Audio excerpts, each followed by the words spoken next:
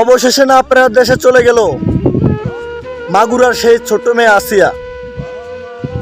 একের পর এক দর্শন করাতে গণদর্শনের কারণে তিলে তিলে শেষ হয়ে গেছে আসিয়া।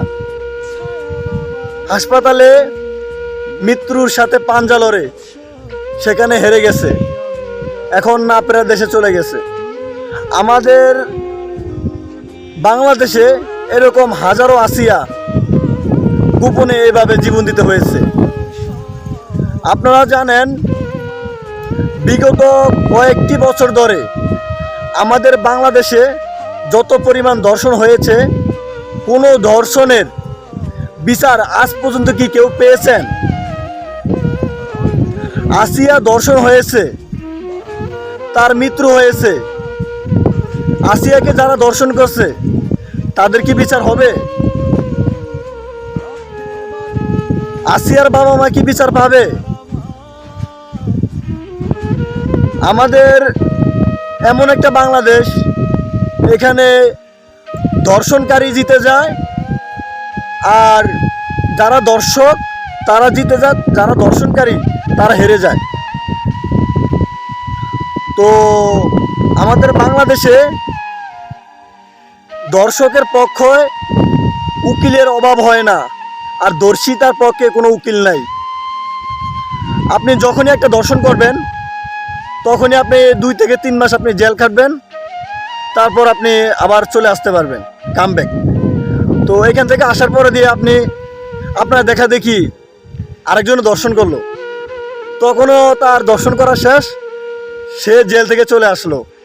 এভাবে প্রতিটা নিহত আমাদের বাংলাদেশে প্রতিটা জায়গায় আসিয়ার মতো হাজার হাজার আসিয়া এভাবে জীবন দিতে হয়েছে, হয়তো কেউ প্রকাশ্যে, হয়তো কেউ গোপনে।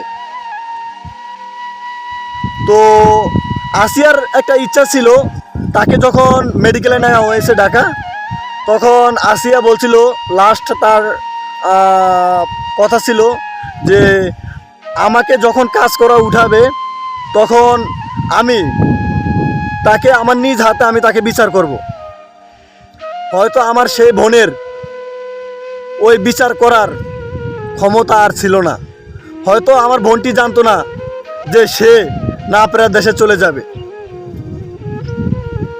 আমাদের বাংলাদেশে এমন একটা পর্যায় যেখানে আমরা দর্শকের জন্য আমরা বিচার চাই, দর্শকের জন্য আমরা বিচার চাই, তখন আমাদের যারা দর্শিতা তারা হেরে যায়, আর যারা দর্শক তারা জিতে যায়। আসিয়ার খুব ইচ্ছা ছিল রমজানে স্কুল ছুটি পেয়ে তার বোনের বাসায় বেড়াতে যাবে, তখন তার মায়ের কাছে সে বায়না ধরে, তখনই তার মা তাকে তার বোনের বাসা নিয়ে দিয়ে আসে। তখন তার বোন জামাই তার তালই কুদৃষ্টিতে আসিয়ার দিকে সবসময় তাকাতো। 8 বছরের আসিয়াকে গোপনে একের পর এক দর্শন করে।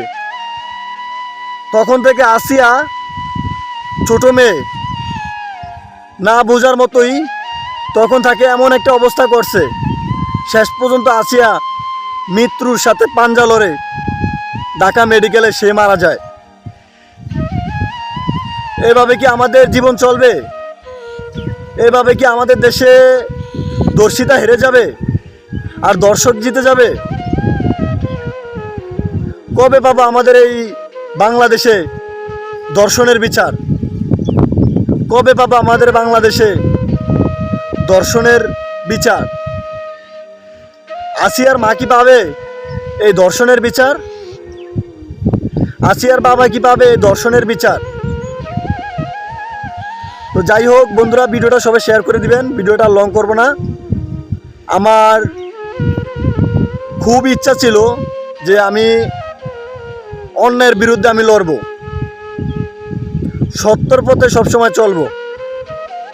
আপনাদের মাঝে যারাই আছেন, আমি সবসময় যারাই সত্যর পথে চলেন আমি তাদের প্রতীক হয়ে তাদের জন্য লড়ব।